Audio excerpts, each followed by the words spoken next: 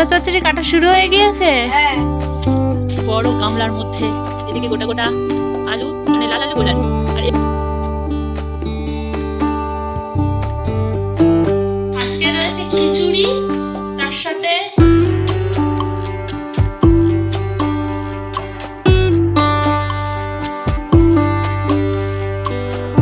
Hello, আমি অনুপ্রিয়া। আশা করছি আপনারা সবাই সুস্থ আছেন, ভালো আছেন। প্রিন্সেস ফ্যামিলিতে আরও একটা নতুন ব্লগে সবাইকে স্বাগত জানাই। আমার চ্যানেলে যদি নতুন হয়ে থাকেন প্লিজ সাবস্ক্রাইব করে পাশে থাকা বেল আইকনকে প্রেস করে রাখুন, তাহলে আমার পরবর্তী ভিডিও নোটিফিকেশান সহজেই চলে যাবে আপনার ফোনে। আজ সোমবার, আর এখন ঘড়িতে ওই 6:45 মতো বাজে, কিন্তু বাইরে দেখুন এখনও অন্ধকার। এখন আমি স্নান সেরে রেডি হয়ে যাব সরস্বতী পুজোর অঞ্জলি দিতে।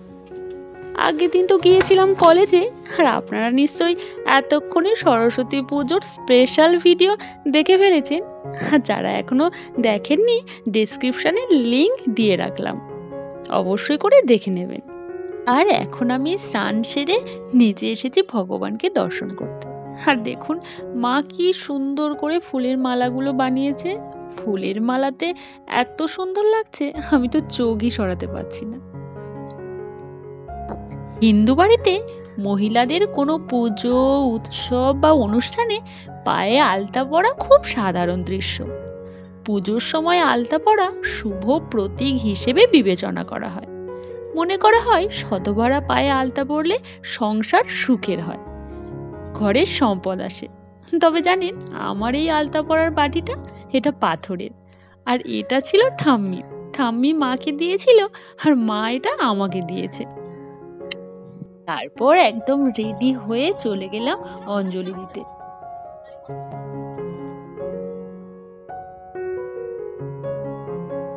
এখন তো আমার অঞ্জলি দেয়া হয়ে গিয়েছে, আর আমাদের বাড়ির একদম অপোজিটে আরও একটা ঠাকুর উঠেছিল, তাই ভাবলাম সেটাও দেখে আসি।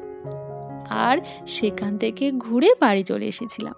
আর বাড়িতে ফিরেই সকালে টিফিন বানানোর তাড়া ছিল, তাই আর ভিডিও করা হয়নি। আর তারপর এখন টিফিন খাওয়ার পর আবারও চলে এসেছি।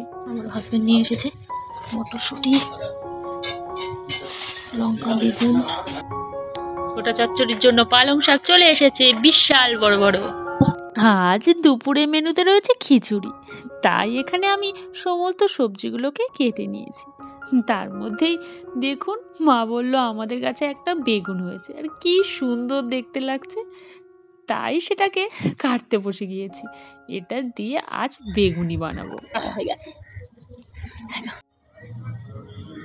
গাছের বেগুন থেকে বেগুনি। কিন্তু এদিকে হাজবেন্ড নিয়ে এসেছে কুমড়ো দিয়ে ফুলুরি বানাতে বলছে। আর আমি আর মা তো গাছের বেগুনটা তুলেছিলাম। যাই হোক, হাজবেন্ড যখন বলছে তখন ফুলুরিই করা হোক। আলু কাটা হচ্ছে।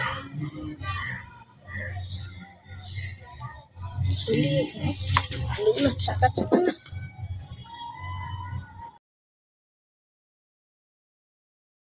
কাল যেহেতু আমি কলেজে গিয়ে খিচুড়ির সাথে আলুর দম খেয়েছি, তাই ভাবলাম আজ বাড়িতেই আলুর দম বানাই, তাহলে বাবা, মা, হাজবেন্ডও খেতে পারবে।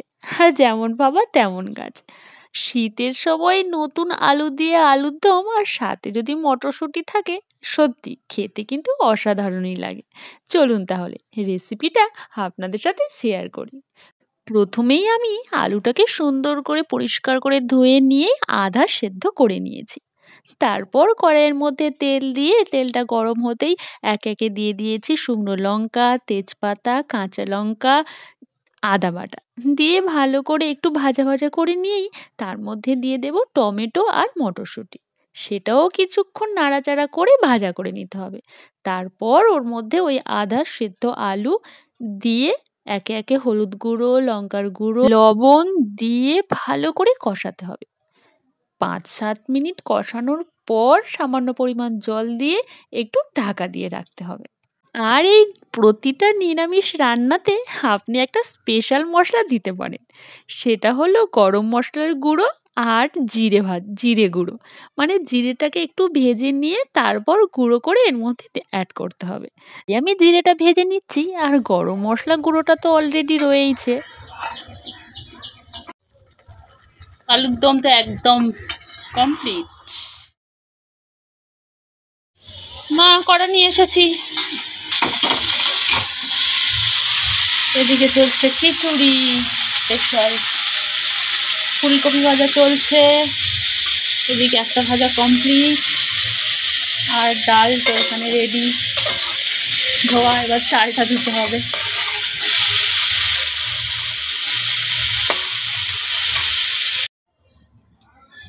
একদিকে তো খিচুড়ি চলছে, আর অন্যদিকে খিচুড়ির জন্য মশলা রেডি হচ্ছে। মানে সবজিগুলো তো অলরেডি ভাজা কমপ্লিট, আর তার জন্য খিচুড়ির জন্য যে মুগের ডাল আর চালটা ছিল সেটাও ভাজা করে নিয়েই তারপর জল দিয়ে সেটা সিদ্ধ করতে দেওয়া হয়েছে। আর তার মধ্যে যেগুলো একটু সিদ্ধ হতে দেরি, মানে আলু আর ওই যে বিনসগুলো, সেগুলোও তার মধ্যে অ্যাড করা হয়ে গিয়েছে। এখন মশলাটা আলাদাভাবে রেডি করেই এর মধ্যে দেওয়া হলো। আর এটা তো নিরামিষ খিচুড়ি চলছে, তবে আমিষ খিচুড়ির একটা রেসিপি অলরেডি আমার চ্যানেলে দেওয়া আছে, আপনারা চাইলেই দেখে নিতে পারেন, ডিসক্রিপশনে লিংক দিয়ে দেব। মা তো খিচুড়িটা রেডি করছে, আর আমি অন্যদিকে বসে গেছি সেই ফুলুরি বানানোর জন্য কুমড়োটা কাটতে।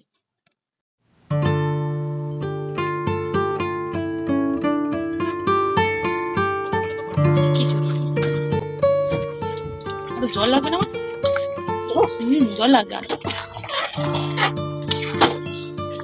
আরো জল লাগবে। অলরেডি আমাদের খিচুড়ি কমপ্লিট, এখন শেষে দেওয়া হচ্ছে ঘি।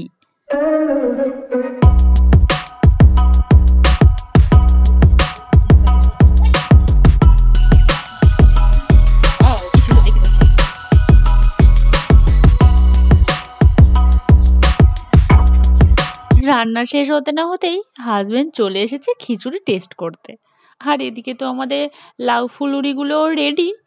আর অন্যদিকে আমি যে আলু ভাজার আলুগুলো কেটেছিলাম সেগুলো এখন ভালো করে ধুয়ে জল ঝরতে রেখে দিচ্ছি। এগুলো সন্ধ্যাবেলায় ভাজা হবে, তবে আলুগুলোতে জল ঝরিয়ে রাখলে ভাজার অনেক সুবিধা হয়, তাই আমি আগে থেকে কেটে এগুলো জল ঝরাতে রেখে দিচ্ছি।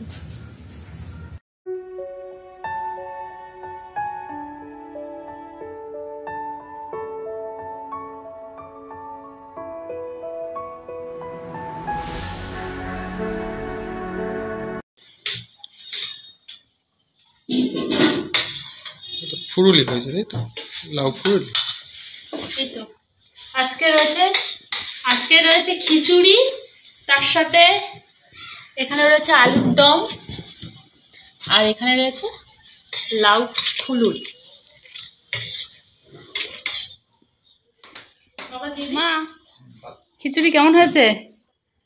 ভালো। আলুর দমটা ভালো।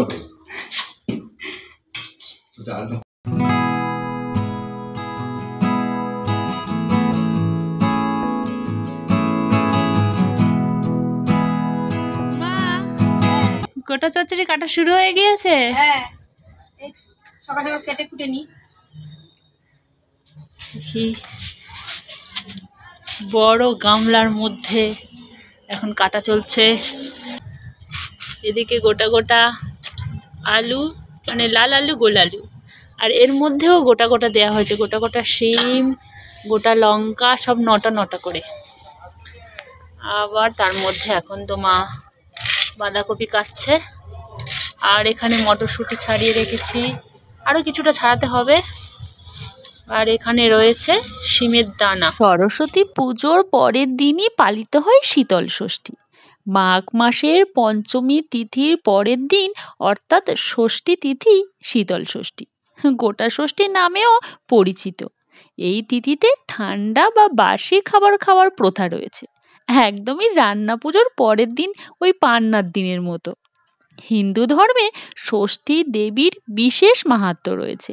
ষষ্ঠী দেবী আসলে সন্তানদাত্রী দেবী, পাশাপাশি সন্তানের রক্ষা এবং পরিবারের মঙ্গলে মঙ্গল কামনায় বিশেষত মায়েরা বিভিন্ন মাসের ষষ্ঠীব্রত পালন করে থাকেন।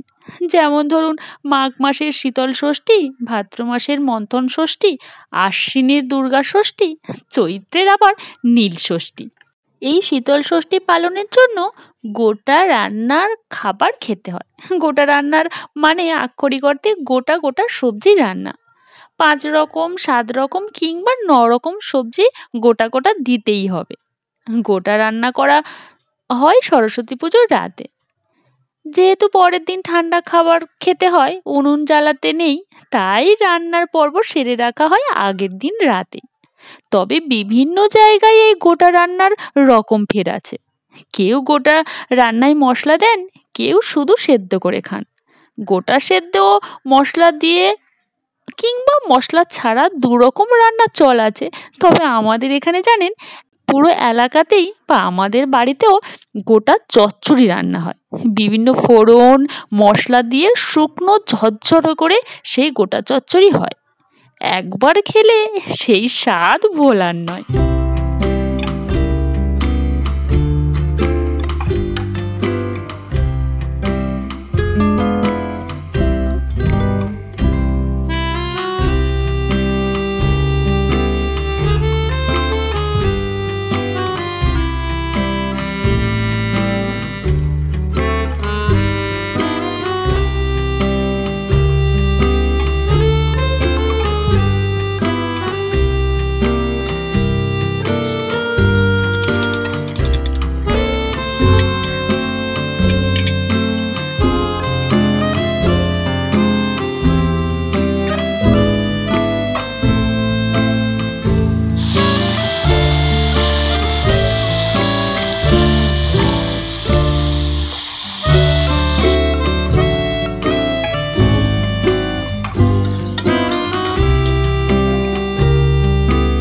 যেহেতু এই চচ্চড়িটা হতে অনেকটাই সময় লাগে, তাই মা এটা উনুনে বানাচ্ছিল আর আমি বাকিটা গ্যাসেই রান্না করছিলাম।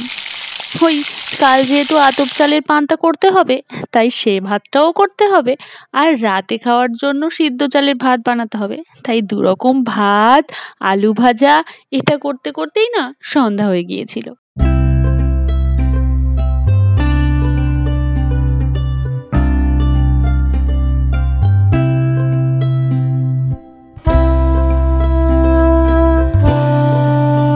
তো কত ছিল দেখো কি হয়ে গেল। লঙ্কা এখন চচ্চড়ি হয়ে গিয়েছে, আলু ভাজাও হয়ে গিয়েছে। রাতের খাওয়ার জন্য একটু ডাল বানাচ্ছিলাম।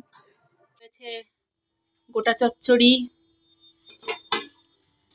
এখানে রয়েছে গুড়ের পায়েস। এটা ছিল শীতল ষষ্ঠীর স্পেশাল পায়েস। গোবিন্দভোগ চাল, স্পেশালি গুড় নারকেল দিয়ে বানানো, তার সাথে দুধ মিষ্টি বাকি সবও দেয়া হয়েছিল। আজকে রাতের জন্য হয়েছে ডাল, ও কালকের পান্তার জন্য আবার রয়েছে আলু ভাজা। আজকে রাতেও খাওয়া হবে আর কালকের। আর এখানে রয়েছে মানে আজকে রাতে এই চচ্চড়িটা খাওয়া হবে, মানে ওইটা বেশি শুকনো করা হয়েছে পান্তা দিয়ে খাওয়া হবে বলে, আর এটা একটু। আর কি বিশাল বড় একটা ওলকপি দিয়েছে আমাদের বাড়ির পাশে একটা কাকিমা, মানে সবুজ, আপনাদের একবার ভিডিওতে দেখিয়েছিলাম সবুজের ফটো, ওই সবুজের মা মানে কাকিমা এইটা দিয়েছে ওলকপিটা। আবার লাউ ডাঁটা দিয়েছিল, সেটা গোটা চচ্চড়ির মধ্যে দেওয়া হয়ে গেছে। আর ধনেপাতা অনেকটাই দিয়েছিল, এইসব রেখেছি। এটা কতটা হবে ওয়েট বাবা? 2 কিলো? 2 কিলো ওয়েট হবে। খুব বড় আর খুব ভার, দেখ বোঝা যাচ্ছে। সকাল থেকে তো মা আর আমি একদমই রেস্ট পাইনি, তবে এতক্ষণে একটু ফ্রেশ হয়ে বই খাতা নিয়ে বসেছি। আর মাও সকাল থেকে একদমই সময় পায়নি ফোনটা একটু দেখার, তাই মা বসে বসে ফোন দেখছে। আজ তাহলে ভিডিওটা এখানেই শেষ করছি। দেখা হবে খুব তাড়াতাড়ি পরবর্তী একটি নতুন ভিডিওতে। আপনারা সবাই সুস্থ থাকবেন, ভালো থাকবেন, আর ভিডিওটা কেমন লাগলো জানাবেন।